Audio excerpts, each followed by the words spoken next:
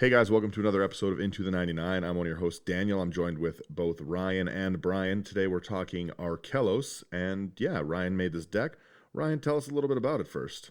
Well, Commander Legends came out and I saw the turtle and really got jacked up and had to build this deck and tried to embrace the hate of Archelos and make this as stacksy as I possibly could in sultai colors. I feel like in general there's no way to have built it that isn't Staxy. Like it just seems like it's what he needs. I agree. I agree. Brian, what's your thought on this commander? He was definitely one of the more interesting ones that came out. It's a really unique ability that he has on him. We just in general loved it. I keep saying it, but Commander Legends was just so interesting with all of the things that I initially wanted to build versus what I actually did build. But Archelos was right on that list of things that I initially wanted, and I didn't get around to getting mine. I got a little too excited for other things, but I'm still in the midst of building mine. But Ryan was talking initially, basically from release date, about how to do this. He had a few different versions of Archelos. Like he loved this commander from day one.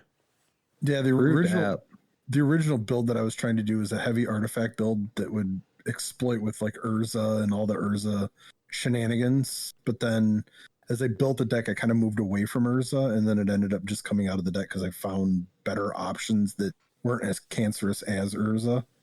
Yeah. For anyone who doesn't know the card we're talking about, it's Archelos Lagoon Mystic. He's 1 in sultai, that's black, green, blue. As long as he's untapped, or as long as he's tapped, other permanents enter the battlefield tapped. As long as he's untapped, other permanents enter untapped. So I just initially was so impressed with that ability because green has so much fetch lands, bring it in tapped. There were already great ramp ability. Even looking at things like the guild gates, you can just get them into play untapped, no problem. He's basically an amulet of vigor for you, or just like the most hate-filled guy who just taps everything down. And I didn't even think of like the lands. That's just blew my mind now. Yeah, well, for me, like that was one of the things that I wanted was just that ability to put in the cheaper lands and stuff, right? Because like I said, you don't really. A lot of time when we talk about like mana bases, we keep saying that you're paying for the speed, right? The reason that Volcanic Island, for instance, is so expensive is because it comes in no downside and it's fetchable. But even the shock lands and stuff, the same thing. They come in, there's a slight downside, but your mana base has already gone up, right? The guild gates, the payoff is that they're accessible, but they're slower. They're meant to be slower. Not when you're running this kind of a combo, right? It's everything is Amulet of Vigor. So anytime you're cultivating anything that's going to put your lands into play tapped, he's just not going to care about it. And then vice versa, anyone who is playing those expensive lands, if I'm trying to drop in those high value dual lands against Archelos, he's taking that speed advantage away. He's turning them into basically tapped shock lands at this point. That's amazing. Yeah, I really tried with the deck to try to lean heavily on keeping him untapped and exploiting those abilities during my turn, but then running a bunch of ways to tap him so that all of my opponents get the downside. Yeah, and that's just why it's so nice. It's that he can be played so good, and if you have that ability to untap him, it's such a good politics tool to be able to say, hey, I'll do this. If you leave it alone, I won't have him tapped, or yeah, we know that Daniel's a little bit of a threat right now. Let's tap him down and slow everything he's doing right down. Last night we were playing just some online games. I was playing Kelsian. He comes in Vigilance Haste. That's not as scary if he enters tapped. Yeah, 100%. That sucked. Yeah, he slaps. So I'll let Ryan choose which one of these categories we're going to go into and stuff, but I just... Looking over this deck every time I've seen this list, I really, really like it. I think that there's just a ton of value in it. And yeah, Ryan, choose where we're going to start here. Let's start with the artifacts. I think they're kind of the linchpin of the deck outside of the commander. Okay. So the first one that I included was Amulet of Vigor. It's one colorless, and it's whenever a permanent enters the battlefield tapped under my control, I get to untap it. Yep. I honestly, not bad. I love that for what we were talking about earlier with those shock lands. You don't have to actually pay the cost. That only costs one? Yeah. Amulet of Vigor is such a nice turn one. I'm gonna have to pick one of these up. And you'll understand later there are some cards in here that it really helps get around that are gonna you'll see. You'll understand one a little bit later. The second card is Arcane Signet. It's kind of a commander staple. 2 colorless artifact. It taps for any one mana that my commander's color identity. The next mana rock you have is actually one of my favorite ones. I used to use it in my Planeswalker Sisay deck. It's Honor Worn Shaku. It's 3 an artifact. It taps for 1, and you could tap any untapped legendary permanent you control to untap Honor Worn Shaku. So it just basically in this deck functions as a turn everyone else's board off and gives you mana. I love it. Yep. Brian, you want to take the next one? Oh, do I ever? It is Howling Mine, costs 2, and at the beginning of each player's draw step, if Howling Mine is untapped, that player draws an additional card. And you're so mean. I already know what's happening. Well, even like Daniel said, it's very politicking. I mean, if I can shut it down where I'm the only one that's going to benefit, or, Daniel's getting out of hand, I can let everybody else draw some cards. That is true. Howling Mine back tap in the game. Howling Mine tap hurts. Like no one does that. no one does it. Only Urza players, and now Archelos. This next one is just an old school classic. It's Icy Manipulator. 4 colorless, 1 colorless to tap target artifact, creature, or land. So I can tap down my Archelos, or I can tap down problematic permanents that my opponents have, and then they don't get to untap it because the Archelos is tapped. Mm-hmm. Mox Diamond, just solid ramp overall. But I want to get right into the next one, which is absolutely. Nevinyrral's Disc 4, and it enters tapped. Not this time, though. Pay 1 and blow the board up. Destroy all artifacts, creatures, and enchantments. It's going to leave planeswalkers alive, lands alive, but its downside is, it has to make it around the table once for it to be such a threat. Not anymore. You can have it like in threat position turn 1. Yeah, that's so true. Yeah. Brian, you want to take the next one? Yeah, Sorry. We got Orbs of Dreams. Permanents come into play tapped. Oh, I'm really starting to figure stuff out. Yeah, you double down on that effect because you stack your triggers. You stack how everything is. So it comes into play tapped. Archelos untaps it. Yeah, or it just taps Archelos out at the end of my turn, and then everybody else is... Yeah, everyone's getting wrecked. Yep. Pacification Array, 1, an artifact. Kind of the same thing as Icy Manipulator a little bit. Pay 2, tap it, tap target artifact or creature. I didn't realize that there were so many cards with these abilities on them. Yeah, tons of tap down abilities. Paradise Mantle's another one of them. It's a great mana ability giving equipment. 0 cost. It has equip creature as tap to add 1 mana of any color, 1 to equip. So again, another very easy way to keep Archelos tapped. Like, just the ability to tap him on the turns you want is very, very important. It cannot be undersold in this deck. It's the whole point of decks like this. Like, you want to control what other people are doing. Life is not a race. That is Archelos saying sometimes you got to slow people down just a little bit. Or a lot next in one, this case. I'm going to glaze right over it, but the next one is Soul Ring. Yep. Everybody knows what it does. It's what? Then the next one is Spring Leaf Drum. It's colorless for an artifact, and it tap an untapped creature you control. Add 1 mana of any color. Same thing, just to keep Archelos tapped. I love that card. Love everything about that card. You know how hard that card was to find? Oh, I know, and then they just reprinted it. I was so excited to put that into Calamax. Sometimes you got to tap the Stegosaurus. I get it. This next one and Archelos are kind of best friends. This should be his staff that he's carrying. Mm-hmm. The Staff of Domination, 3 colorless. You can pay 1, untap Staff of Domination. 2, tap it to gain a life. 3, tap it to untap target creature. 4, tap it to tap target creature. And 5, to draw a card. Really, so many abilities. Yeah, I mean, it allows me to really play the game with Archelos, or even just draw a card if I need to. Yep. Well, Staff is such a good mana sink, and again, I cannot say how nice it is that the price has gone down, because I think the old Staff is still like $60. which is wild because this one's $5. Yeah, that's why I can't find any of those ones. Do you need one? I can send you one. Oh, I need a bunch of them. Yeah, I keep trying to find them because they're so good. Yeah, just send me a stack whenever you get around to it. Gotcha. Brian, you want to take the next one? Yeah, we got Static Orb, cost 3.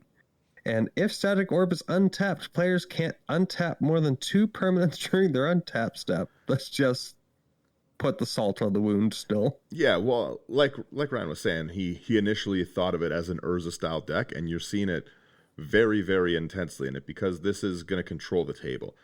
Yep. Your friends aren't going to be happy with this card, but Magic isn't always about everyone else being happy. Sometimes you got to enjoy yourself. Turtles like to live alone. Yeah. Hey, you're playing a turtle deck. Everyone's turtling with you. Yep. Storage Matrix is another card that does the same sort of style thing. As long as it's untapped, each player chooses artifact, creature, or land during their untap step. They can untap only permanents of that type during the untap step. Oh, this was out last night too, wasn't it? No, but another one down the list was. The next one is next one is Swiftfoot Boots. It's mostly just to give Archelos some form of protection. And the next one is Sword of the Pay Runes. It's 4 colorless for an equipment. As long as the equipped creature is tapped creatures you control get +2/+0. And as long as the equipped creature is untapped creatures get +0/+2. And then it has 3, you may tap or untap equipped creature, and then 3 to equip. Yeah. Really it's give Archelos that much more protection and allow you to tap and untap him. Dan, this is one of your favorite cards. Yeah, why don't you cover it? Winter Orb is what was out last night, and I love it. Sometimes you really got to put the brake on a game with this. 2 mana, as long as it's untapped, players can't untap more than 1 land during their untap step. Yeah, I was not happy with you. Yeah, that one slaps. Brian plays Mirari's Wake with 9 lands while I have 4. Not today. So next go ahead. Really quickly before, even just seeing the artifacts, we're seeing a really, really strong stacks and defense package. And that is very important in a deck like this because you're going to have people angry at you when their things come in tapped. There's no way around it. So if you're going to go and play a salt deck, you got to kind of salt people a little more and full out tap. Don't play Archelos and half commit to it and be like, they're going to try to kill you anyways. Make it worth it. Yeah, 100%. I know that I'm going to sit down and I'm going to play Archelos and I might get some looks. And then when I start playing this stuff, people are just going to be like, okay, we need to focus on him and get him off the table. All right, so that we can play Magic the way we want to play it. So I know one game that you're allowed to play your board wipe tribal in, Dan. Yeah, I can see that. So we'll go into the Planeswalkers next. Yeah, I definitely liked the choice you had there. I'll let you take it away at the beginning here. So the first one is Ashiok Dreamrender. He is a colorless we'll just say double Dimir hybrid. He comes into play with 5 loyalty, and spells and abilities your opponents control can't cause their controller to search their library. And then he is -1. Target player puts the top 4 cards of their library in their graveyard, and then exile each opponent's graveyard. He is a solid card. He just the tutor shutdown, the graveyard hate for everyone but you. Oh, I love Ashiok. Didn't like that one. They never should have printed that card. Whew. No, they shouldn't. I agree. He's rough. Yeah, that card is pretty brutal, especially at the 3 CMC. You can shut down Marin decks. You can shut down a lot of graveyard shenanigans real quick with something like that. Even the heavy ramp decks, you shut them. Well, yeah, that's true because they can't search for anything. They can't tutor. Play this against my Golos Gates deck, and I'm just crying. Play this against my Rada deck. Yeah. Oh, yeah. When someone's trying to tutor for lands and the whole purpose of their deck is to go and grab lands, and you just stop that. Hey, you get to play 1 land per turn with the rest of us. Even if Ashiok doesn't stick around, that -1 to Bajuka Bog everyone after milling 1 player is brutal. It's solid. It's brutal.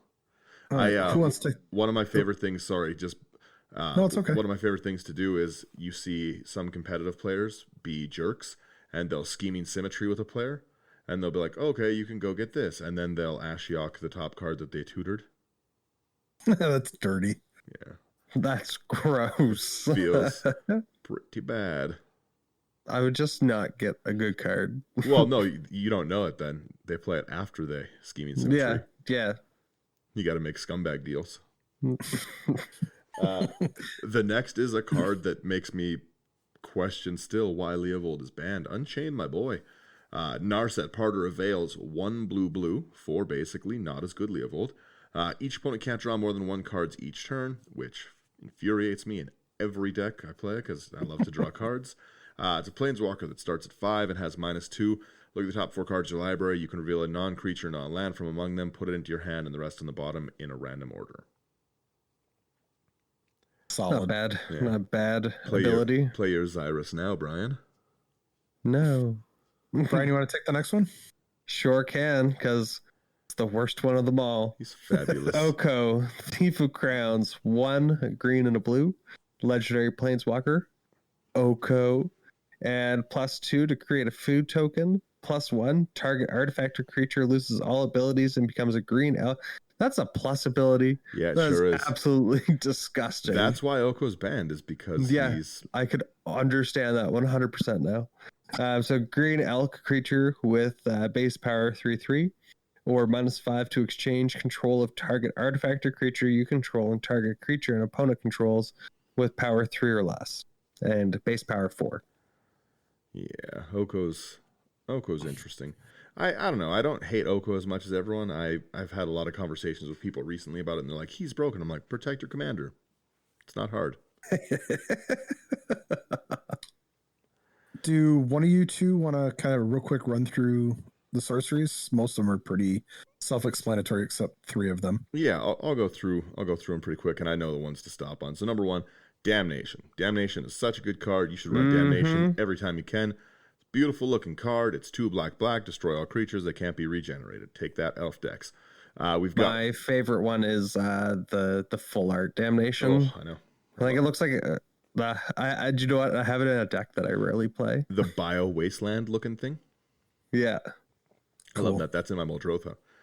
We've got Farseek, which is tutor for any of the land types. Put it into play tapped, but that doesn't matter with you. Except for forests. No, you can search for forest, can you? Plains, islands, swamps, or mountains. No, you can't. Well, See, I taught you something today. Brian's learned a thing today. We make that up with Nature's Lore. Search the library for a forest card, put it on the battlefield, and shuffle. Rampant growth, everyone knows rampant growth. Reshape the earth is a problem. So I want to talk about that one. Number 1, being able to go get 10 lands is real strong, especially at 9 mana. But being able to get play untapped. Yeah, being able to get 10 untapped lands is a significantly bigger problem. Amazing. Yeah. And I love it. You'll see when we talk about the lands, there's I just scrolled over to see. I was like, all right, he has the land I'm looking for. He understands what's going on. Scapeshift, the same thing. You sack some lands, go get that many lands, put them into play.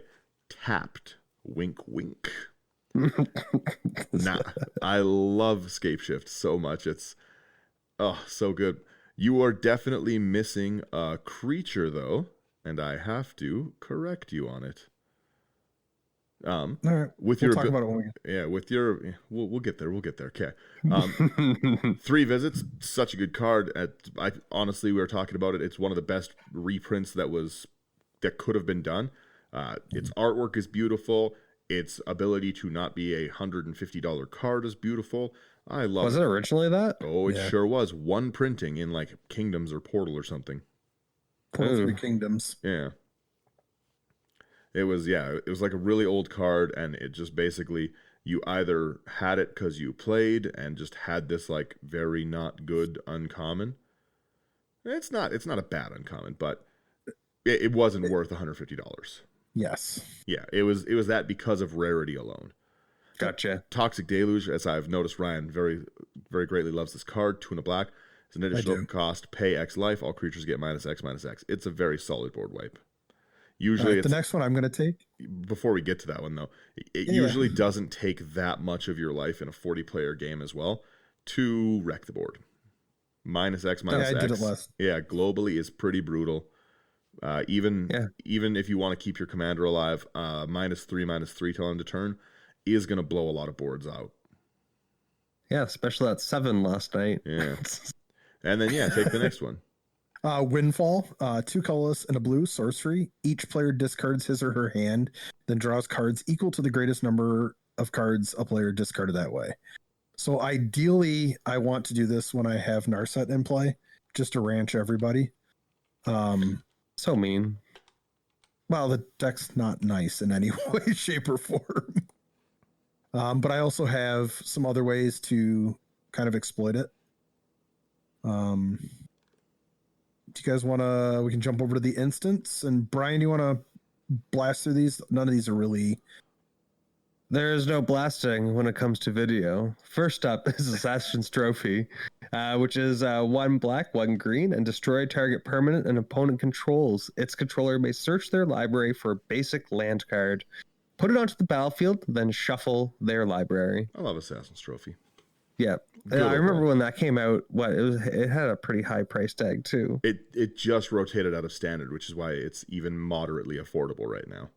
Oh, really? Yeah, when I was playing Get Rog's one of my favorite competitive decks, and I could only find foil ones when I was buying them, so I have 3 or 4 foils of them, and I overpaid for them significantly because they were one of the best removals in the format. Okay, then now that makes sense. Yeah, destroy target permanent is real good because it's not target non-land permanent. You can blow up anything with that, and it hurts. Yeah, I could see that. Yeah. At least you get a basic. Yeah. Well, not if you can't search with Ashiok. Ooh. Yeah, good point. I so just go back to that. Something. That's or if I don't have the Ashiok in play, it's going to come into play tapped as opposed to untapped because hopefully Archelos will be in play. A little competitive games insight. Some people's win cons, and by some I mean nearly everyone who plays Gitrog's win con, is just infinite cycling of the graveyard so that they can full draw their deck and continuously cast this until you have no lands. So they'll blow your land up, you can go search for a land, they'll cycle through and do it again. It takes a super long time. It's like the saltiest thing. It's just like a infinite loop of they're just going to continuously blow your things up. It's not a win condition, it's a cancer condition. And many people quit when you do that to them. Amazing. Not me. So next up yeah, Dan will sit there the entire time. Yeah, well, a lot of people don't have any damage to follow it up or anything. They're just like, well, you have no permanence. I'm like, all right, well, pass. Next up, we have Beast Within. This is always like a staple in green for removal. 2 and a green and destroy target permanent. Its controller creates a 3/3 green beast creature token. Another destroy full permanent. The next card, disgusting. Cyclonic Rift. Can't stand it. Oh, it's my favorite card. Vomits blood and rage. So its CMC is 1 and a blue, or you can overload it for 6 and a blue. It is return target non-land permanent you don't control to its owner's hand. If you overload it, it becomes every permanent you don't control. Yeah. Or every non-land permanent, sorry. It's pretty brutal. Yeah, it's great board wipe. Yeah, it's pretty brutal. Fierce Guardianship, one of the best cards to recently be printed, and I think the best is subjective, but I think arguably the most powerful card to come out of the new commander decks. It's an instant for 3, which is a very playable cost. Counter target non-creature spell, that's includable, it's not a big deal, but if you control your commander, you can do it without paying its mana cost, and that hurts. I like seeing I these wish next it was cards. printed in like the actual set too. There's no way that they won't include it somewhere. The demand on it's just too nuts. I think it's an easy one that they could literally just print in every commander deck cycle. Yep. They should have put it back into It should have been Commander Legends. Commander Legends. Yeah. Yeah. I am hoping that in the next set of real commander decks, not just the semi-mini ones we're seeing with sets, that they do another cycle of these free cast styled cards, because I just liked them. I thought that they were really interesting mechanically. They reward you actually having your commander out, which is something that is the whole point of our format. You know, you're supposed to build your deck around these people, so it would make sense that they would get stronger if you had your commander out. They don't necessarily have to be this strong, but like even the white one is good. Even the red one can come out at such silly times, that deflecting SWAT. Like last night. Yeah. Deflecting SWAT is so frustrating when you finally have the removal you need for a problem and they're like, no, not today. It goes to that target. Yeah. So the next one we have is Force of Negation, another card desperately in need of a reprint. It's from Modern Horizons. If it's not your turn, you can exile a blue card from your hand instead of paying its mana cost. Counter target non-creature spell. If it's countered this way, exile instead of putting it into its owner's graveyard. And that is brutal. My card's slowly like getting up there. Like they're 80 moose books now. Is that how much they are? Like, I was trying to pick one up. Yeah, I know that they're a problem too. Like, you're almost better just trying to buy more packs of Modern Horizons and roll the dice with it. At least it's only a rare. Well, it's a lot of in Modern, a lot of decks play a 4 of, plus all of us animals. Well, it's a good commander card, but it's really, really good, like, competitive commander as well. So everyone's a bad person with it. It's tiny leaders legal. I'm just saying. The next one's Force of Will, 3 colors, double blue, instant. You may pay 1 life and exile a blue card from your hand rather than pay the spell's mana cost, counter target spell.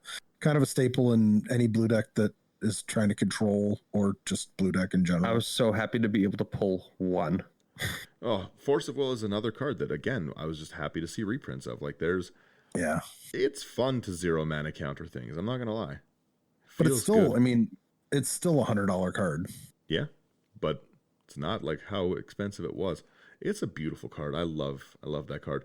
Heroic Intervention is a card that, I hate saying that like every deck should run, but there's nearly no reason you wouldn't run this in green. Great protection. It was extremely expensive. Again, came down in price, and I think it's only a few dollars right now, like $5 or $6. And your permanents having hexproof and indestructible. There's no green deck that exists that this card is not good in some shape or form. It's so good.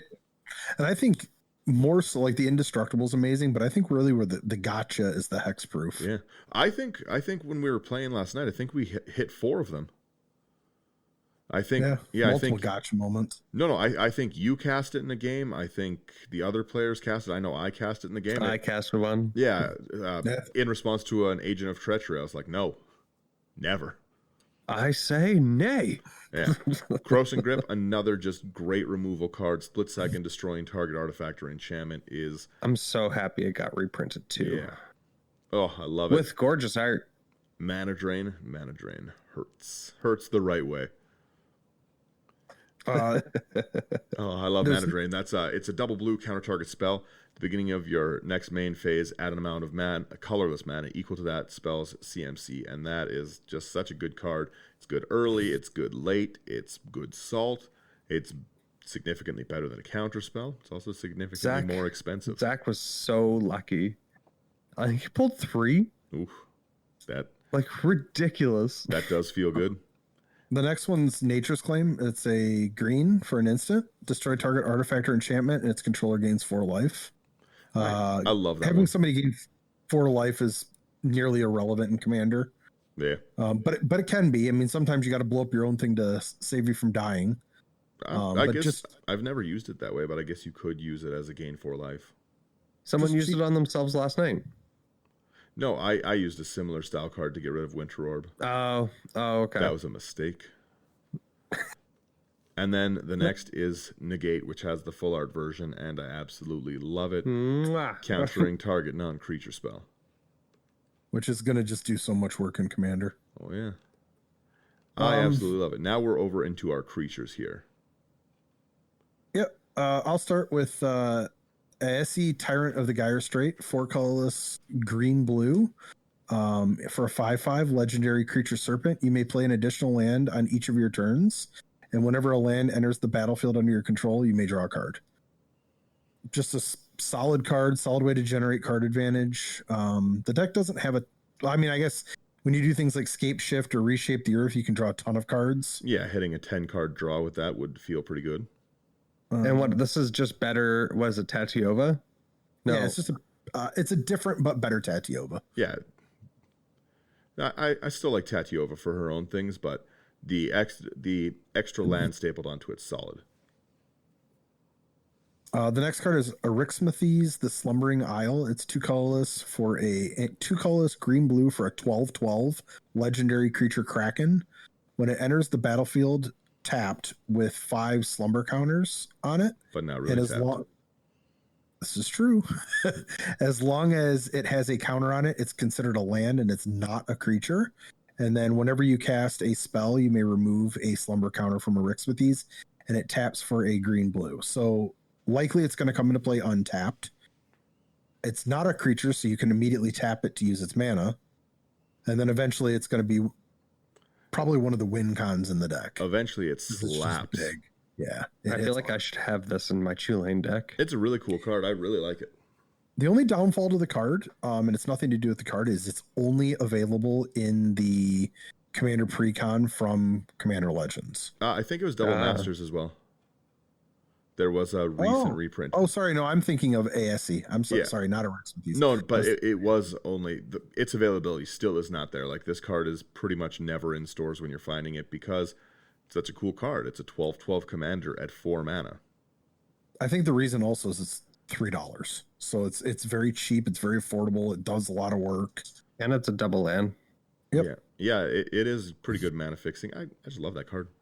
Brian, this next card seems like one you'd like. Do you want to talk about it? Oh, I love this card. And the card that I love so much, Consecrated Sphinx. 4 and 2 blue, flying. I like this art. This is from the new Teferi. Yeah. Secret Lair. Father's Day? No, it's the Extra Life Secret Lair. Yeah. Oh, okay. For the kids. And then whenever an opponent draws a card, you may draw 2 cards. Yeah. Why not? Love it.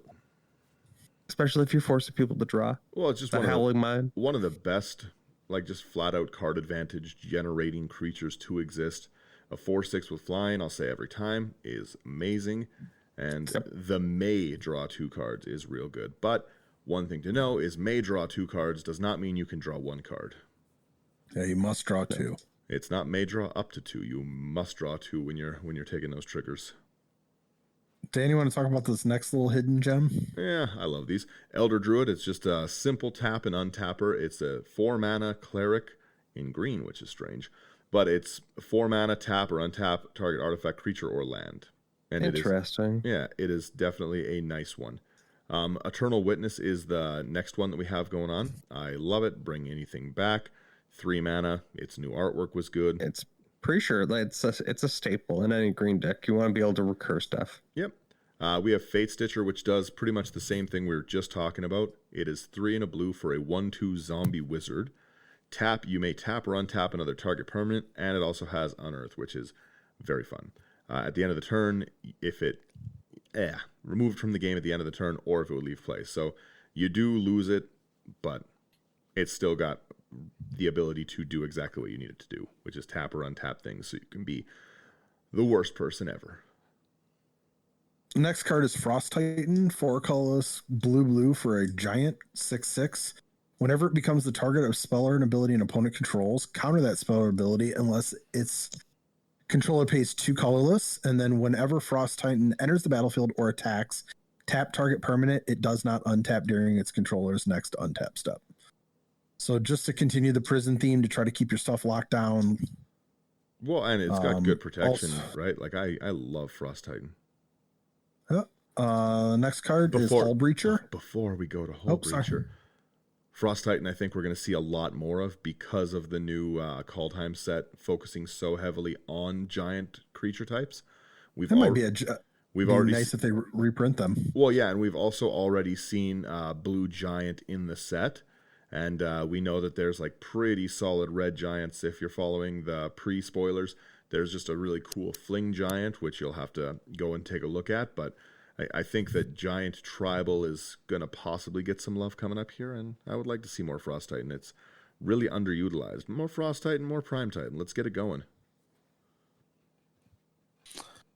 Next card is Hull Breacher. This out of Commander Legends is also one of my favorite cards. It's 2 colorless and a blue for a 3/2 with flash, and then if opponent would draw a card except for the first one they draw in each of their draw steps, instead you create a treasure token. This can be savage, like with a windfall. Yeah, it's just good in general. All the mana. I've already been hosed by this card like 12 times. Yeah, everyone, you know that voice. It's Zach. Good morning, Zachary. Well, you know what they say, life is not a race. Ha, there we go, Zach. Zach in true Archelos theme, coming in late. The next card is King's Assassin for a colorless black for a 1/1. And on your turn before you attack, you may tap King's Assassin to destroy any one tapped creature. Just hedges in with all the tapping of my opponent's stuff, keeping them locked down, dealing with their big stuff. Yep. Brian, why don't you take the next one? We got a Notion Thief, which is 2 a blue and a black human rogue with flash.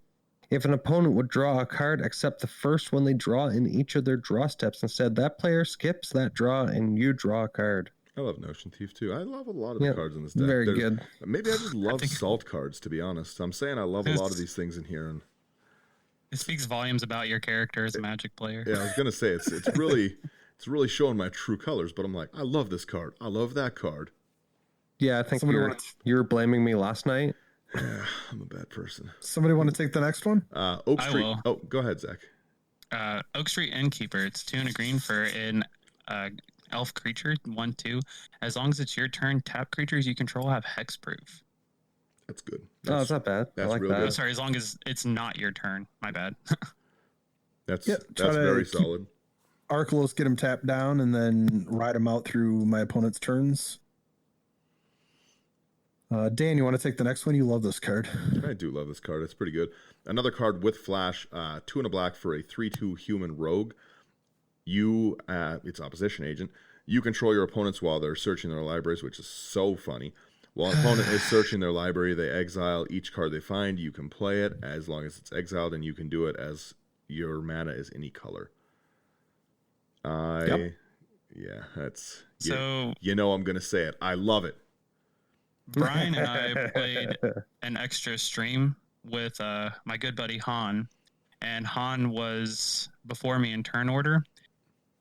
Both Opposition Agent and Hall Breacher were used on me specifically, and I was the only person to get Hall Breached and or Opposition Agent. Ooh, it was fantastic because I blew them up before it became my turn. That's hurtful. I was playing my Salamanders deck, so it wasn't even like I was playing anything like gotcha cards. It was just like, oh, I'm a Kodama's Reach. I'm gonna get your islands or not Kodama. Yeah, I was gonna get basic islands. I did get them. Opposition Agent. If I'm like playing like a Golos deck and I hit Opposition Agent and somebody like I get hit with Opposition Agent, it's breaking my brain to even think about. If I'm reshaping the Earth, which is like my favorite card to cast in Golos, and somebody Opposition Agents me, I'm probably just gonna quit the game. And I don't like to quit games like that, but that is enough to end it for me. I'll be like, all right, you guys have a great night. I'm going to head on home. And cry. The next card is Royal Assassin, colorless black for a 1/1, tap to destroy target tap creature. It's pretty self-explanatory. Yeah, we saw this guy last night too. Runic Armasaur, 1 green. Whenever an opponent activates an ability that is an ability of a creature or land that isn't a mana ability, you can draw a card, and I love it. And I love it. I do love it. Runic Armasaur is so good too. This deck, I'm super happy with how you brewed this deck. This looks very similar to how I would brew it, except like I said, you're missing a creature, and we're going to go over that creature after the next one. So we want to take the next one? Yeah, the last creature is Thrasios Triton Hero, green and a blue for a legendary creature, Merfolk Wizard, and it's a 1/3. You can pay 4 colorless, scry 1, then reveal a top card of your library. If it's a land card, put it onto the battlefield tapped. Otherwise, draw a card, and it has partner. I think you read that wrong. Comes into play untapped. Yeah, that is true. We're coming. No, Zach. If it's a land card, put it on the battlefield tapped. But you hopefully have Archelos in play, so we'll come into play untapped. But the card system. Life is not a race, guys. Okay.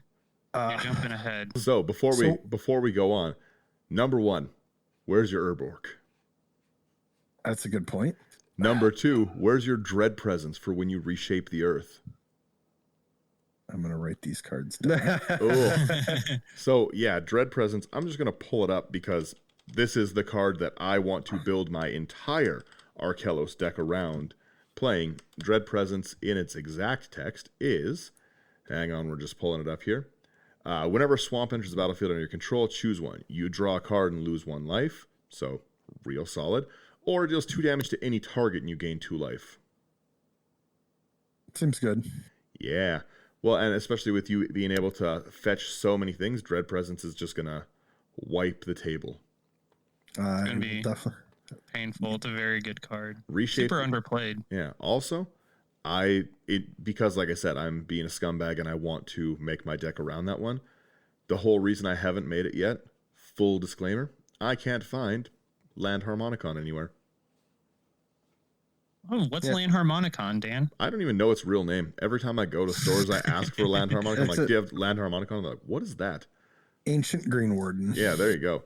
I'm just like, it's the Pan Harmonicon for lands. They're like, oh, I've never heard anyone call it Land Harmonicon. I'm like, well, that's what they should call it. Yep. I don't think there's another name for it. Should have been. Yeah, Land Harmonicon is a dope name. But yeah, I can't find one anywhere. There's literally... I was at the LGS when Daniel asked for it, and they're like, excuse me? I was like, Ancient Green Warden. Oh. They're like, oh. Yeah, Land Harmonicon's dope. But yeah, I want to do that just so I can reshape the earth and do 40 damage to someone. Because I like it. I like it.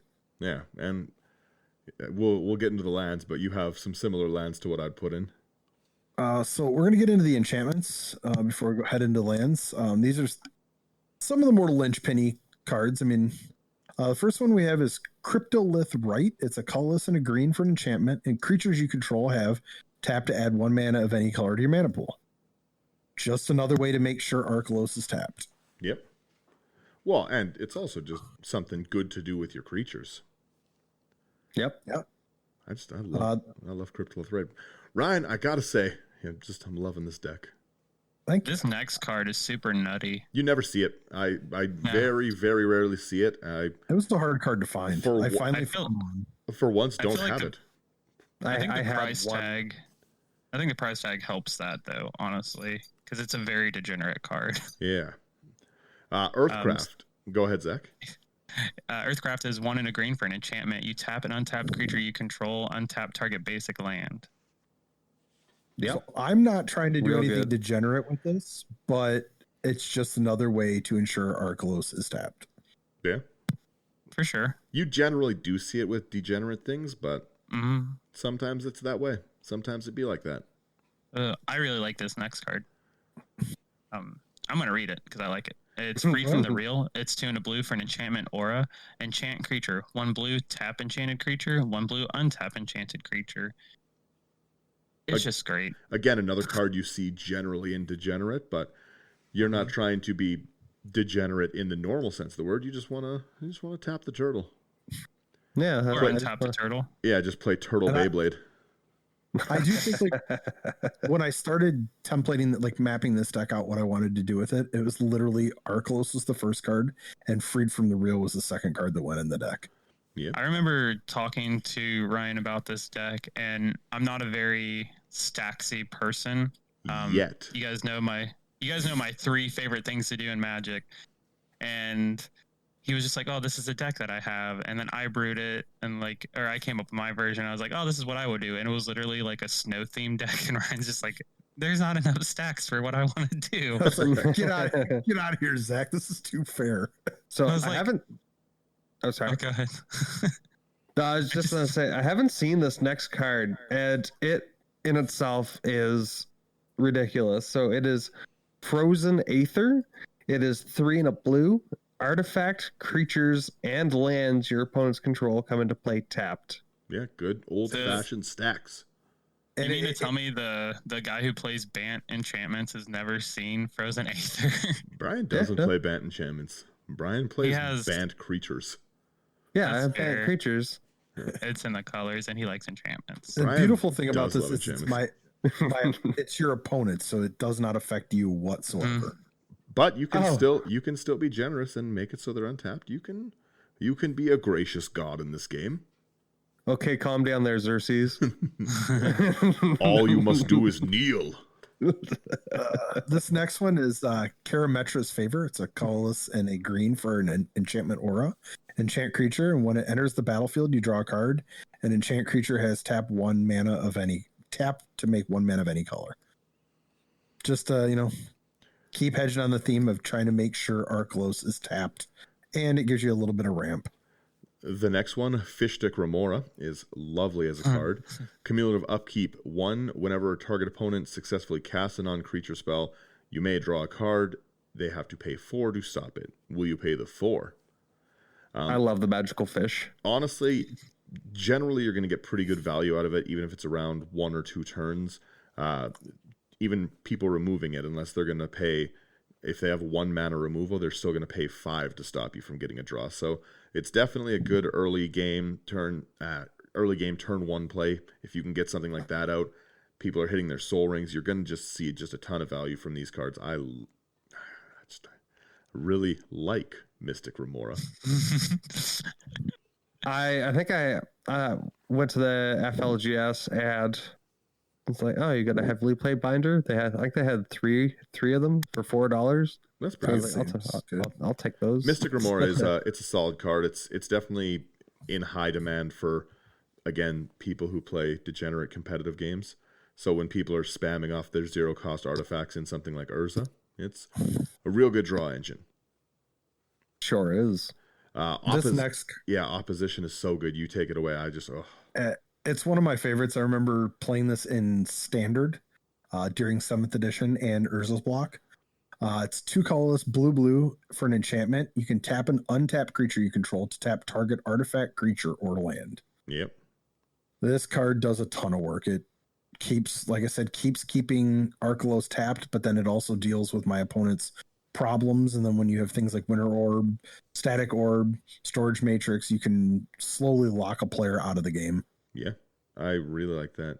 The ability, I was just thinking about how fun it is to tap people's creatures down. I didn't even think that you can, to get your Archelos tapped again, you can get rid of that Howling Mine effect. You can get rid of the Storage Matrix. That's a real good card in this. Mm-hmm. So I see that you have the baby mystical fish, the Ristic Study. Is that how you would describe that? The baby? No. Baby fish. It's just a lot cheaper. Whenever an opponent casts a spell, you may draw a card unless that player pays 1. I would love it if it was pay 4, but it's significantly cheaper. It's the card when you want to cosplay a parrot. It and Smothering Test. Do you pay the 1? Do you pay the 2? Do you pay the 1? Do you pay the 2? Oh, excuse me, sir. Do you pay the 1? Yeah, we're going to finance a second show just by making a Do You Pay the 1 jar for Brian. One of you guys want to take this next one? Root Maze is a really, really cool card. Artifacts and lands come into play tapped, and that's very funny. It's 1 mana for an enchantment. It's hilarious. You just ruin whole people's day with that very early Brutal Stacks card. 1 mana? Yeah, 1 mana artifacts and lands come into play tapped. Everyone's unanimously come into play tapped. You slow everyone right down. But again, life isn't a race. So there's a funny story about this card. I don't live in the same province as Daniel and Brian, and I purchased this card on eBay, and it arrived, and I actually, unbeknownst to me, purchased it from Daniel and Brian's FLGS. Oh yeah, on eBay. eBay store. That's awesome. Yeah. So Ogre's Den. Check them out. Normally we don't really go over the lands that we have in here, but this deck has so many that you can't not. There's a lot of really integral parts to the deck that have cool things. I'm going to let Ryan start it off and just go over some of the important lands here. Sure. So we have Academy Ruins. It just taps for a colorless, and you can pay a colorless and a blue to put target artifact card from your graveyard on top of your library. It just protects all those vital... Well, it doesn't protect, but it recurs all those vital artifacts that you that has to go. And want. All the good And it salt. also has the shenanigans. You can just keep recurring Nevril's Disc over and over and over and over again. Yep. I won't play Keep your opponents in check. The next one is Blink Moth Well. It taps for a colorless, and you can pay 2 and tap it to tap target non-creature artifact.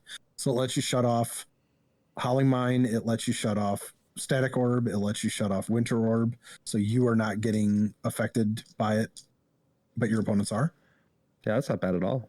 The next two are check lands. I love them because they are good if you have the condition, and in this deck, they're good if you don't.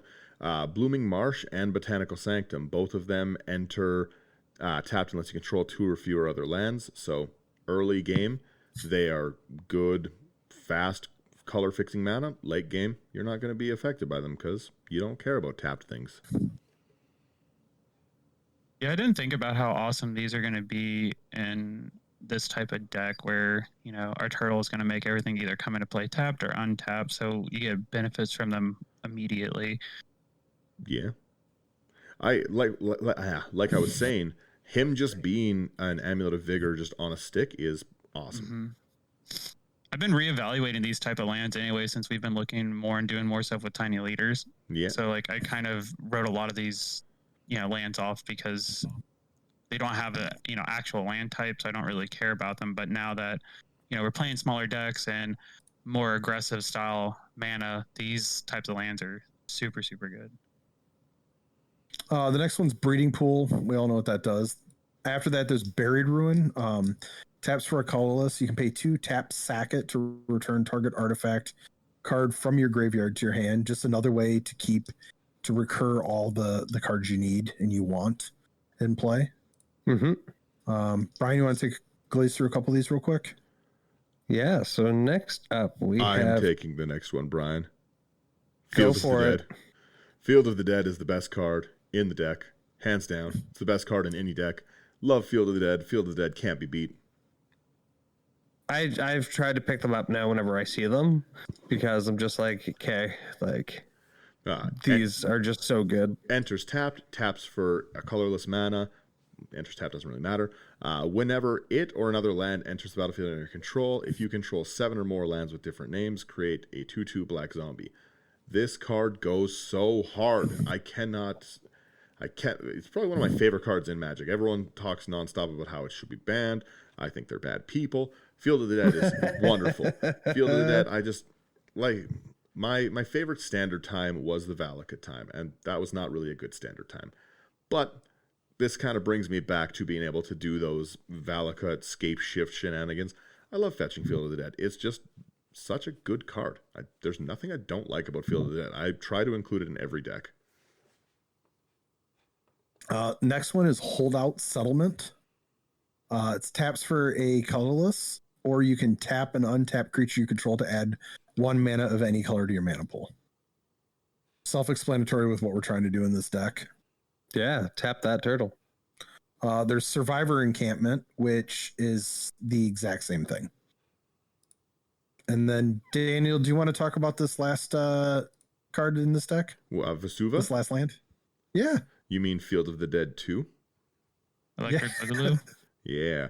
Field of the Dead 2 is a great card. As it comes into play, you may choose a land in play. If you do, it comes into play tapped as a copy of the chosen land. And it's also very fun to do on other people's really, really good lands, like a Gaia's Cradle, something like that. You're able to hit a lot of really high-value things with Vesuva. But it's also just a really, really good second Field of the Dead. And I cannot stress how bad 2 zombies is for everyone. Plus, if you're scape shifting, then it's not just 2 zombies. Oh no, I know. Trust me, Brian. Yeah, I know. Or you're reshaping the earth and you're making 40 or 20 zombies. Mm-hmm. Yeah, Field of the Dead just like can change the game around out of nowhere because it's just you're doing it on resolution. You're gonna need like an end the turn effect, or it's not even a Torpor Orb style effect because it's not a creature entering. Everyone's understanding now why I want to use Land Harmonicon. Yep.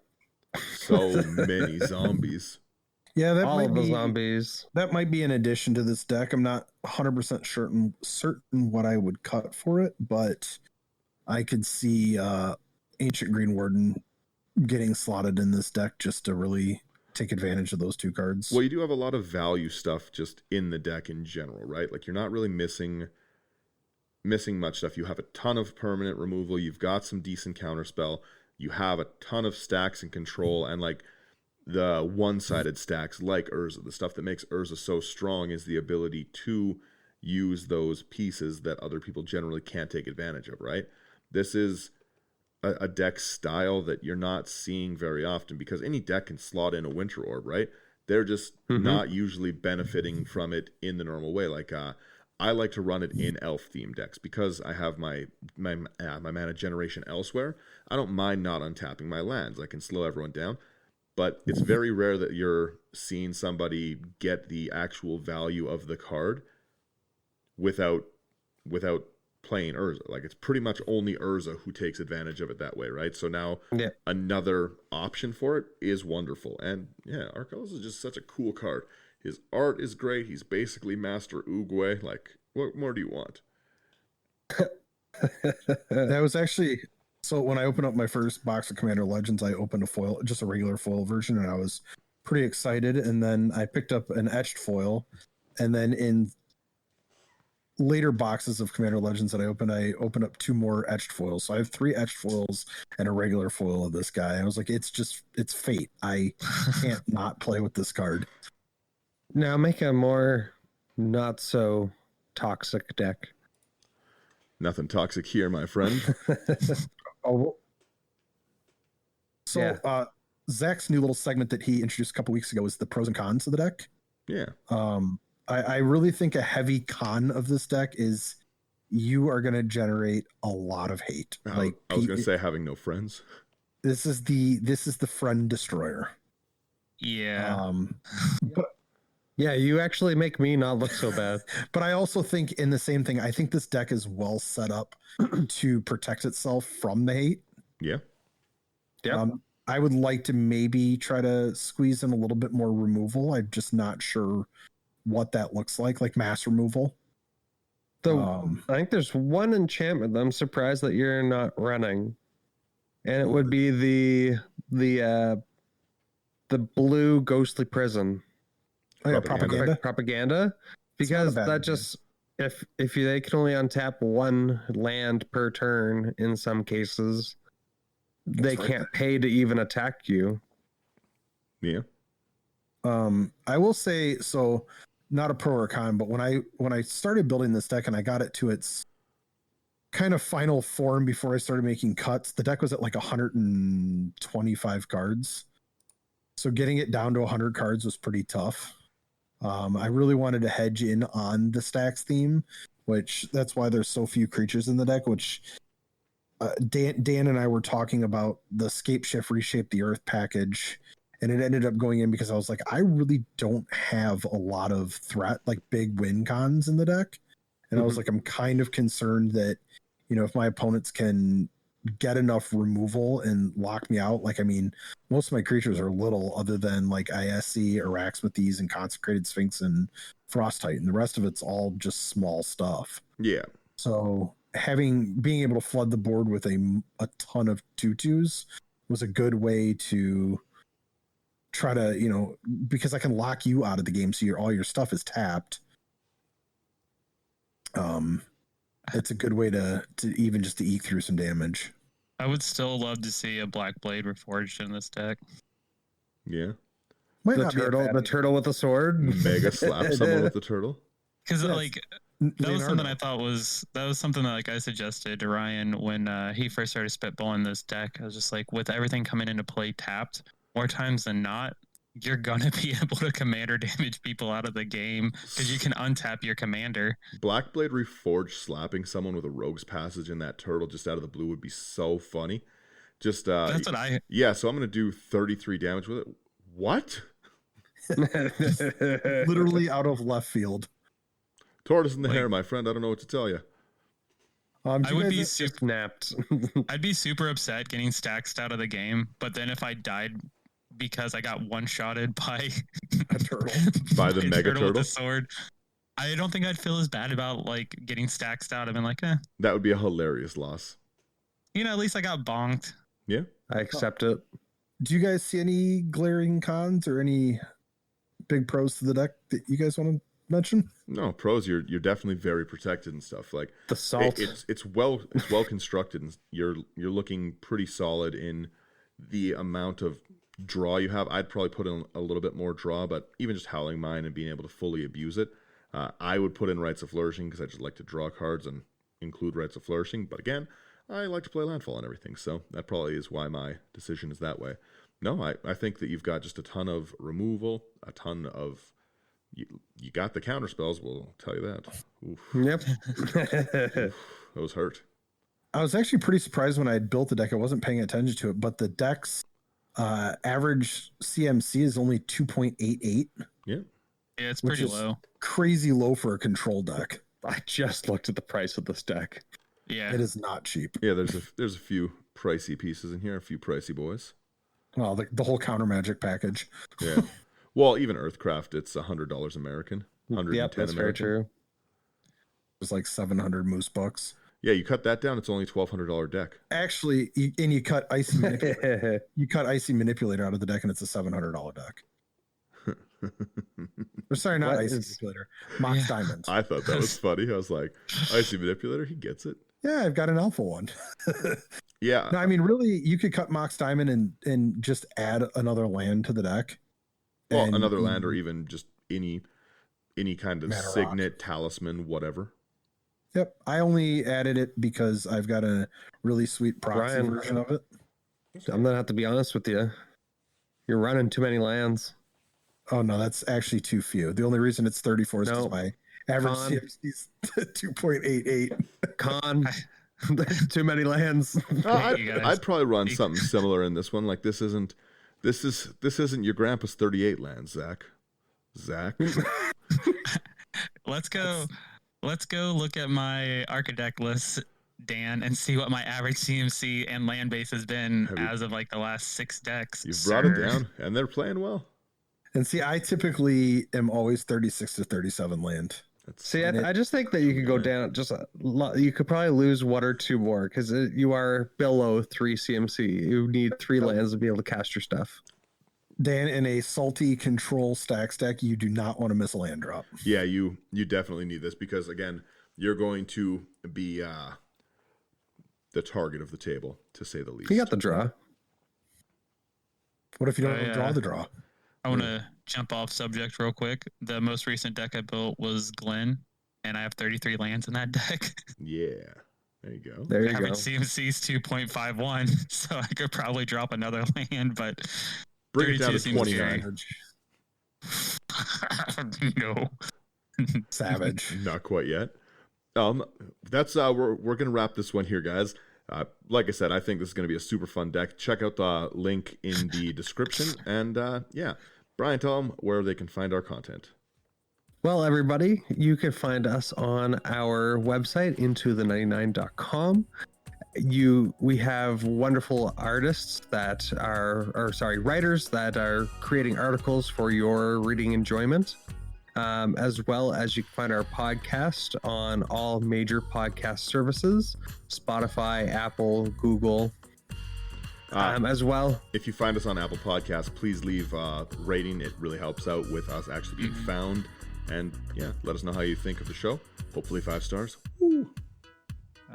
As always, check us out on Patreon. We have some wonderful tiers there with a little bit of goodies. As well, the MTG CCAs are currently ongoing. If you enjoy our content, check out the website, mtgcca.com, and nominate us. Yeah, definitely a lot of cool content creators to check out there as well. Thank you guys so much for listening. See ya.